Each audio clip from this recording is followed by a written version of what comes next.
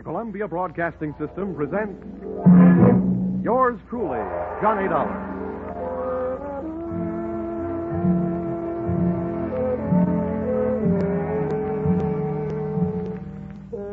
The next half hour has its baggage packed to take a trip with America's fabulous freelance insurance investigator, Johnny Dollar. At insurance investigation, he is just an expert. At making out his expense account, he is an absolute genius.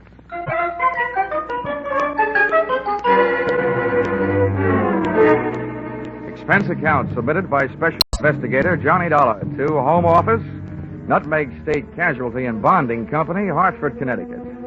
The following is an accounting of my expenditures during investigation of series of accidents affecting your policyholder, the Funfair and Weatherly Carnival shows, or how I went for a spin on a case we might refer to as Murder is a Merry-Go-Round. Expense account item 1, 25 cents. Purchase billboard, theatrical magazine, to check the route of Funfair and Weatherly Carnival shows. Expense account item 2, $68. Air and train fares to Talladega, Alabama. Item 3, $1.10. Cab fare and what was only a fair imitation of a cab from Talladega Depot to the dusty vacant lot, which had overnight found itself wearing theatrical makeup.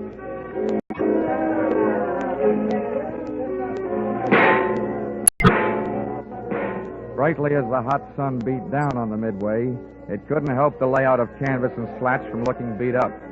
A perspiring mechanic shot sparks of profanity back at an obstinate motor as he tried to get it to roll the giant hoop of a Ferris wheel. I asked him what he knew about the accident of a week before when a car dropped off the same Ferris wheel, badly injuring 3. He was charming. Listen, pretty boy. Don't go getting nosy around here. The Joe in charge of the electric scooter concession was just as sweet. On the subject of how come one of his scooters blew up a few nights back, sending a citizen to the hospital, he just didn't feel like talking. If you ain't a cop, start moving. If you are, where's your warrant? I was just asking the pilot of the giant airplane spin who he thought might have cut the cables the night one of his wallboard gliders took off across the carnival crowd, crashing and busting up a few more customers, when I got a canvassman's version of a sharp answer. A tent stake right behind my ear.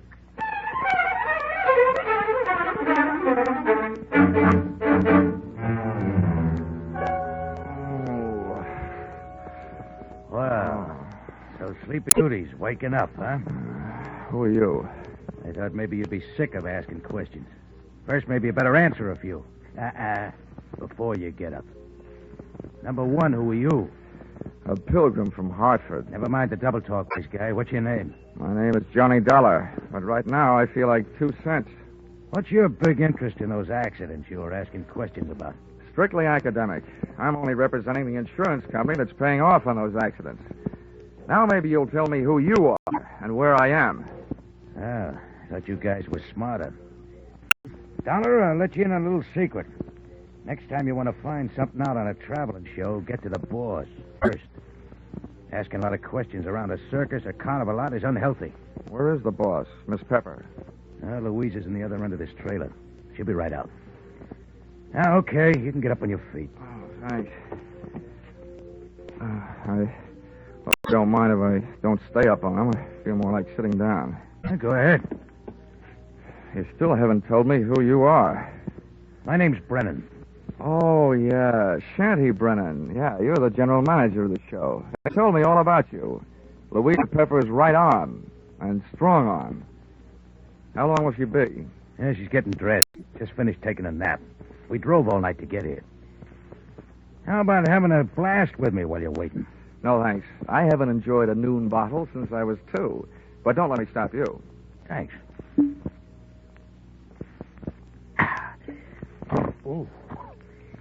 You sure you won't have one? I'm sure. Brennan, the insurance company's been checking up on your show. The police chiefs in the last 10 towns you've played say it's a clean one. We haven't got a pickpocket or a grifter on the lot. But plenty of trouble, huh, during those past 10 stops? At least once a night somebody's got hurt. But never any of... It's always 1 or 2 of the townies, the citizens. Last night a car on the whip cut loose. That sent 4 to the hospital. Uh-huh. 4 more insurance claims for Nutmeg State casualty and bonding, huh? Yeah, and one more town we won't be able to play again for a couple of years. It's a wonder we didn't travel out of that town last night by rail, tarred and feathered. For 10 straight nights now, you've had at least one big accident every night. What's your guess, Brennan?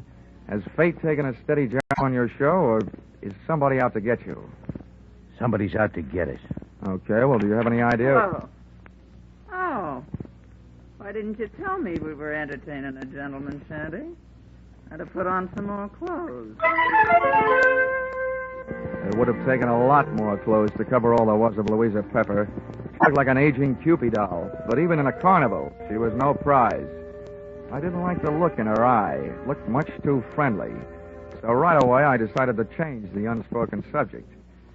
Miss Pepper, I'm here on business insurance, Sorry, we're not buying it. and I'm not selling any. The way things have been going, the insurance company I represent would probably like to buy some of yours back. Oh? Yeah. I'm from Nutmeg State Casualty, investigating the accidents. Hope you find out more than we've been able to, and fast, before we go broke. The word's traveling one town ahead of us. They got us pegged for a dangerous midway. Have you been using police protection? 20 extra cops a night at $10 a cop. So, night before last, a guy winds up with a hammer to try and ring the bell and win a cigar. The top of the hammer flies off and almost brains a cop. Around this show, the police need protection. I see what you mean. How are you fixed for people who don't like you? We got many to choose from? Dollar, we treat our help fair and square. We know them all and trust them all. Fire anybody lately? Nobody. The only ones who left were floaters, but none of them had a beef. Okay, Miss Pepper. Now think back. In all your life, who do you know who'd most like to see you have a real bad time? Only one guy, and he's not around. Dead? As good as he's in jail. Has been for the last 8.5 years. That's a long time. How long did he go up for? 10 years. What are you thinking, Dollar? I'm thinking that with time off for good behavior, maybe he's not in jail. Not in jail? Shanty, he's got to be in jail. He's got to be, I tell you. You told me you were keeping All back. right, break it up, Louisa. If Carter Lacey had a voice as sharp as yours, he could saw his way out of jail. Okay, Dollar, you made a guess. How about seeing how good it is? Sure. I'll find out if your bogeyman is still in jail, but I didn't catch that name. Lacey. Carter Lacey. And where's he been in the pokey? Massachusetts State Prison, at Charleston. Well, what did he go up for? What's that to you? Cut it, Louisa. Dollar, we sent Carter Lacey to jail for attempted murder. He tried to kill Louisa's niece, Myrtle. Is she around? He's running the snake show on the Midway. Dollar. How soon can you check whether Carter got out? As soon as I can make a telephone call. But, Shanny, before I do, I'd like to elaborate on that guess I made. Now I'd not only guess that Carter Lacey is out of jail, but I'd also guess that he's been out a little over 10 days.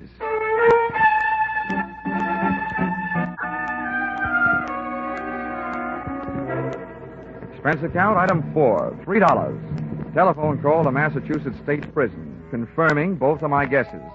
Carter Lacey had checked out of the Bay State's Hotel Greystone for bad boys 2 weeks previously. Item 5, $32. Telephone calls to various hotels in the last 10 towns the Fun Fair and Weatherly Carnival shows had played. Item 6, 10 cents. 2 nickels spent calling 2 hotels right here in Talladega. Then I dropped 1 more nickel in the telephone, got the lucky number. Yes, sir. We do have a Mr. Carter Lacey registered. Room 312. Shall I call? And hit the jackpot.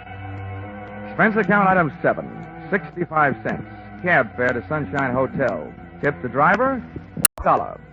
From the lobby, I called room 312. He invited me up. I invited him down. I knew I'd feel better talking to Carter Lacey with a lot of people around. They'd make nice witnesses if he suddenly got homesick for prison life and used me as his ticket back. I waited in the coffee shop. The waitress brought me a cup of coffee, and I went to work refereeing a one-sided bout between the strong Java and the weak cream. Hello. Dollar? All right. Sit down. Thanks. So you're Carter Lacey, huh? Have some coffee? No, thanks. It keeps me awake nights. How about your conscience? Having the same trouble with that? My conscience deserves an 8.5-year rest. But it can't start its vacation until I even up a few scores. Busting up carnivals. Child's play. Look, Dollar, over the phone, you told me you're an insurance investigator. You can save your company a lot of money. How? Call them up and tell them not to insure the lives of 3 people. Because any minute now, 2 of them are going to be dead. Louisa Pepper, Anise Myrtle, and Shanty Brennan. Yeah, Dollar. I'm going to kill 2 of those people. The other one's still my friend who's going to help me do it. In case you don't know your law, Dollar, don't bother calling the cops. I can't be held for making a threat unless I put it in writing. Well, Lacey, I don't know what your beef is against the people running that carnival, but those accidents have been hurting a lot of innocent bystanders. Dollar, you're talking to a guy who really knows what it means. Getting hurt as an innocent bystander.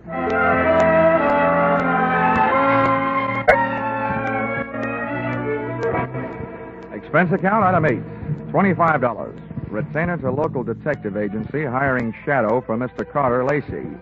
Explanation, an ounce of crime prevention is worth a ton of trials. Item 9, $1.20. Cab fare back for the evening's festivities at the Fun Fair and Weatherly Carnival, which was rapidly becoming more and more of a thrill show.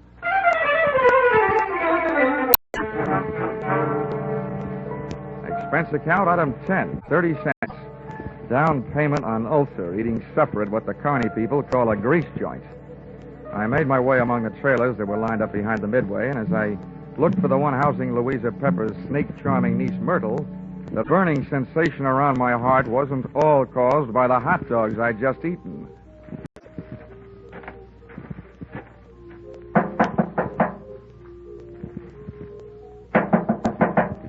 Who is it? I've got a message from Carter Lacey. What did you say? I said I've got a message from Carter Lacey. For you and your Aunt Louisa, Shanty Brennan. You're the only one I haven't met yet, so I thought I'd deliver it to you first. Where is he? In town. You got any snakes in the trailer? No, of course not. All right, then. How about inviting me in? Are you the insurance guy they told me about? Yeah, that's right. Okay, come in. What did Lacey say? He said that he's going to kill 2 of the 3 of you. Which 2?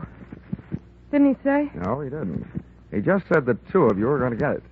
And that his one friend among you, the remaining one, is going to help him do it. He'll do it. He hates us. I know he'll kill it. You say Louisa and Shanny don't know yet? No, they don't.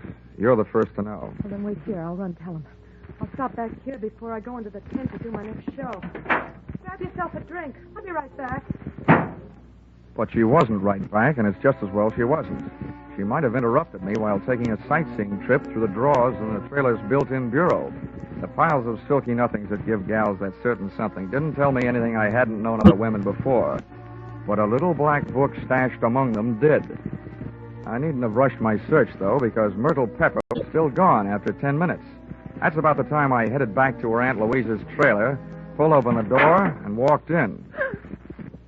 You scared me, Della, barging in like that. Mr. Dunn, I told you I'd be right back. Did Myrtle here deliver Mr. Lacey's little love letters? Yes, the fool. He always was a fool. He can't kill us. You mean it's against the law? I mean, it's impossible, that's all. Look, Miss Pepper, you and your niece here are both plenty scared.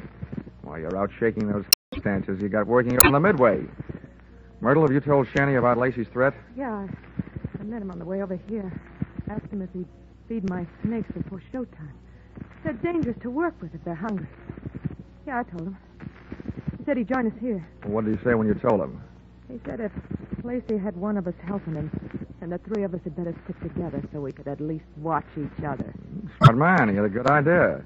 I see the 3 of you had better stick close to each other, beginning right now. Come on. Where are we going? Over to the snake tent. And when we get there, Myrtle, you'll be the only one of us who'll be among friends. The 3 of us left Louisa's trailer. We walked past the back of the shooting gallery concession right in the front of it. And along the back of the line of canvas shanties. We stopped at one. Myrtle pulled back the canvas flap, and I stepped in ready for anything. With the ladies not far behind me, I edged slowly over to the square red board fence set up in the center of the tent. There were danger signs splashed in white paint along the outside walls of the pit. I clenched my teeth and looked down to the wire mesh top at a slithering tangle of writhing, angry reptiles.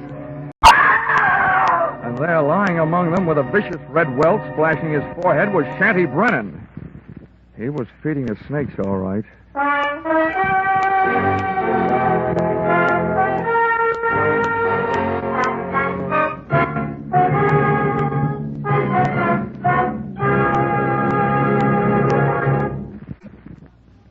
just a moment, we'll return to the second act of yours truly, Johnny Dollar. But first, here is some news. 30 minutes of new thrills will be added to CBS 10 Great Sunday Night Entertainments this coming Sunday. At 6:30 p.m. Eastern Standard Time, where you formerly heard Spike Jones, CBS will bring you screen star John Lund in an adventure-packed tale of a ship filled with terror and horror.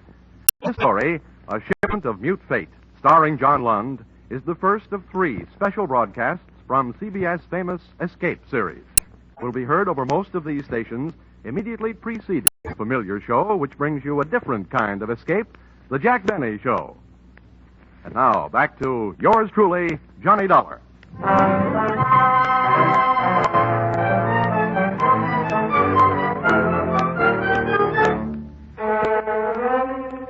I'd just seen a murder mystery where the actors had been hissing instead of the audience.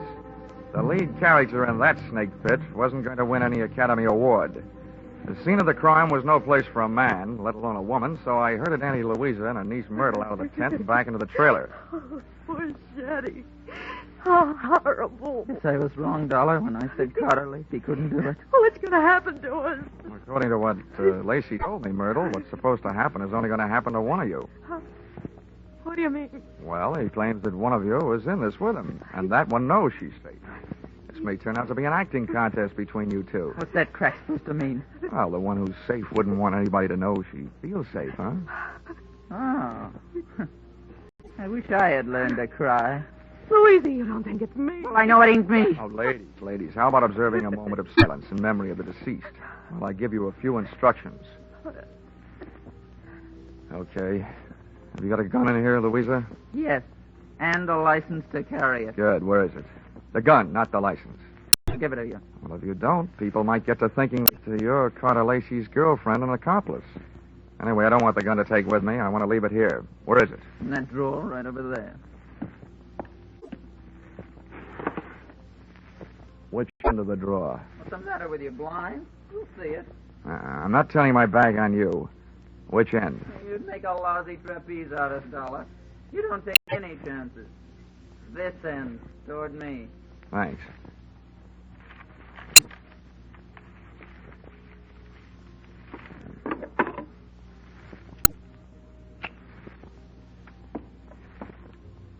Well, now where are the keys to the car hitched to the front of this land yacht? What are they for, Dollar? Just another chance I'm not taking. With those keys in my pocket, this trailer won't be joyriding anybody off into the night.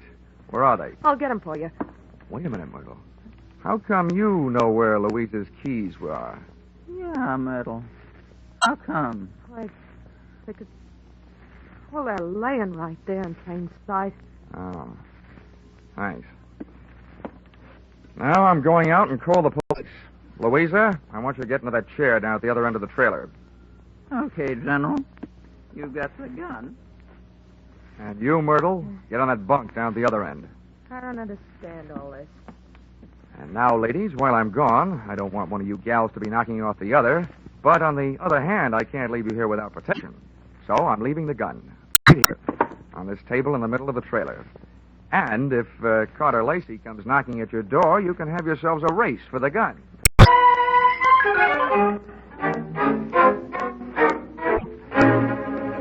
Expense account, item 11, 5 cents. Telephone call to the local police, plus another nickel spent calling a taxi. The cops arrived in 4 minutes, cab in 15. Its driver had no siren to take him through the traffic lights. Item 12, $1.10. Cab fare on an exceedingly slow and torturous trip to the Sunshine Hotel. Tip to his kind of a driver, a nickel. I went up to the 3rd floor and headed down the hall to Carter Lacey's room, 312. I rapped for an entrance, but all that came back was an echo. The lock on the door was the soft touch type known to the trade as the burglar's friend, so I went in.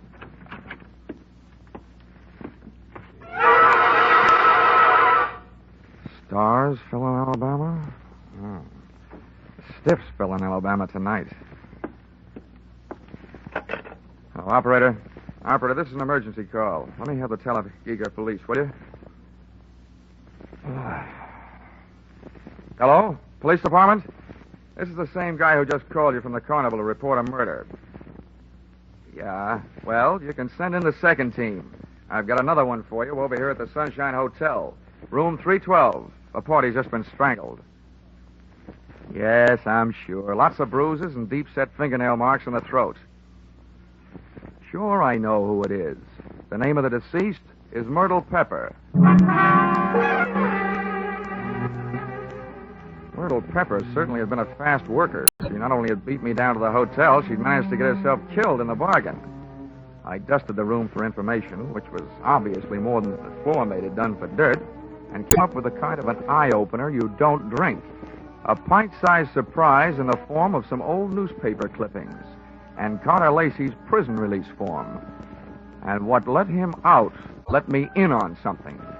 I got out of the room into the elevator, and when I hit the lobby wondering where to start looking for him, I found him sitting there looking at me. Hi.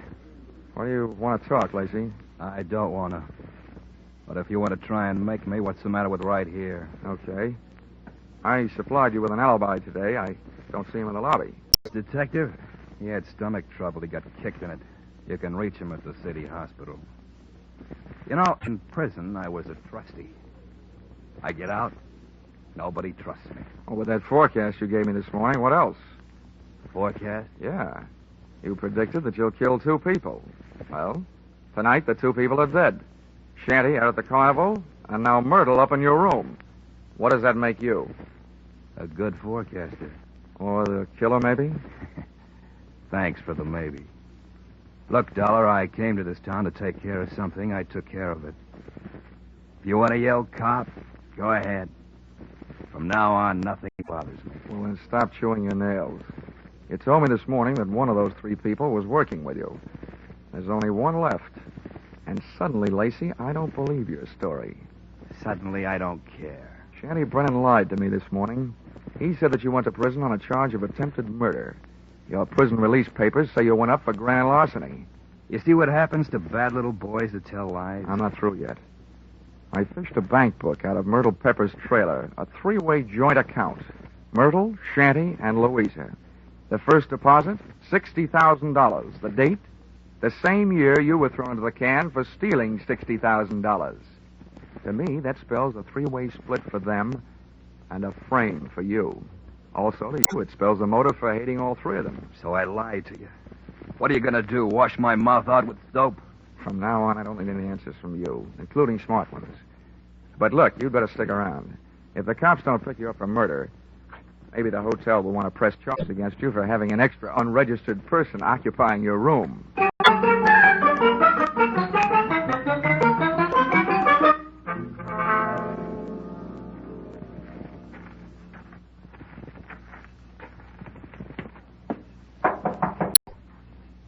Who is it? Johnny Dollar. Oh, wait a minute. Where's Carter? They arrested him?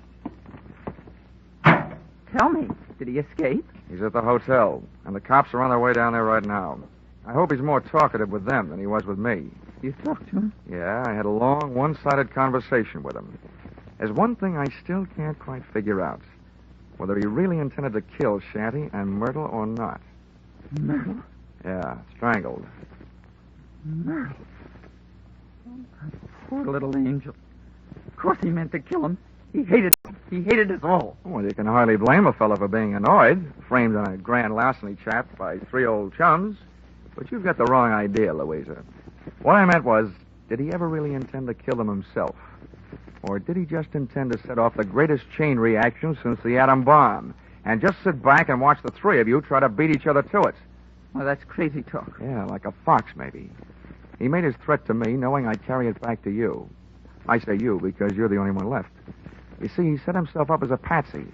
He'd been framed by you once before. To me, it looks like Carter Lacey learned a few things about wrong people during that 8-year stretch. Namely, that they never trust each other. You're absolutely nuts, Dollar. I think you'd better get out of here.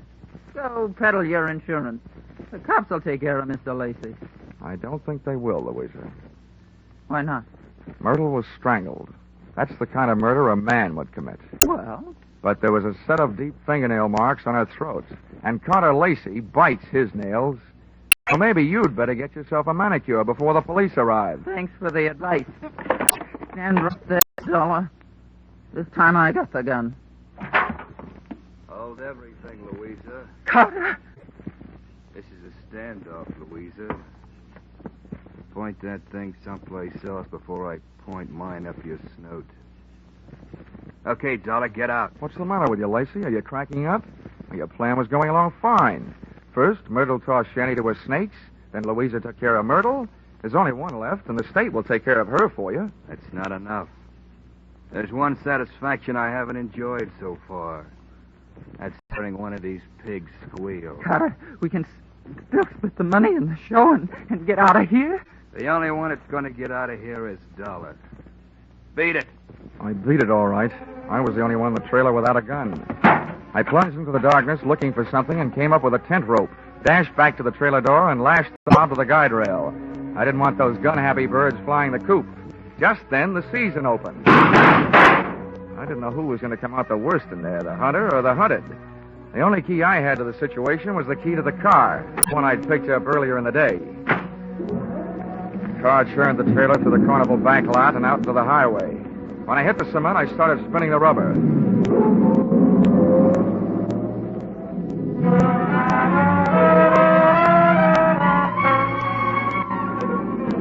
Just as we hit the streets of the sleeping city, things woke up. Whoever was left back there snapped a shot at me through the trailer's front window. The second shot was my cue to try to ruin their aim by playing rockabye trailer, swinging the car from one side of the street to the other. Just as the not-so-sharp shooter made another try, I picked up just what I was looking for, a game of tag with a police patrol car.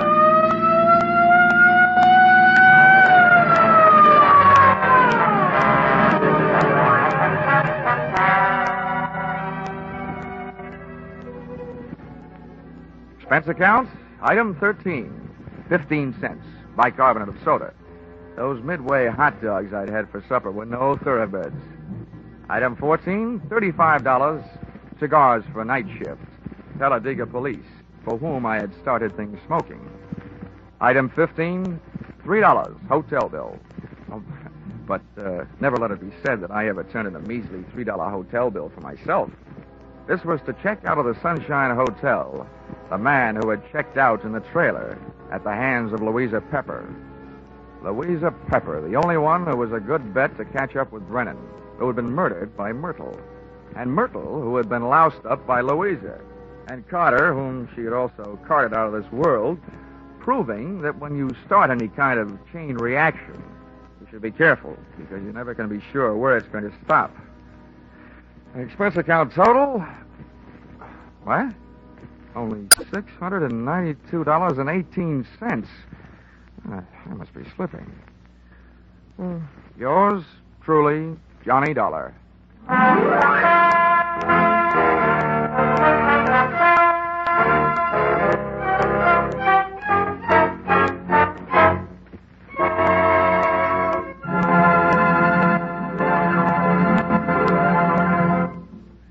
The madman of music is moving.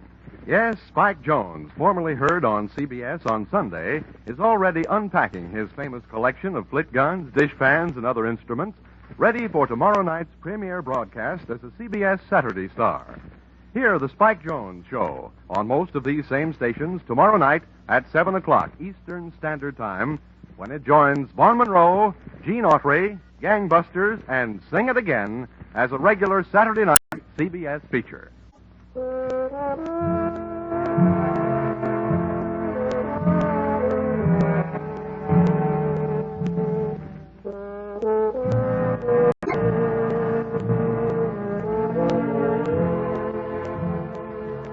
Listen in again next week when CBS brings you Yours Truly, Johnny Dollar, with Charles Russell as Johnny.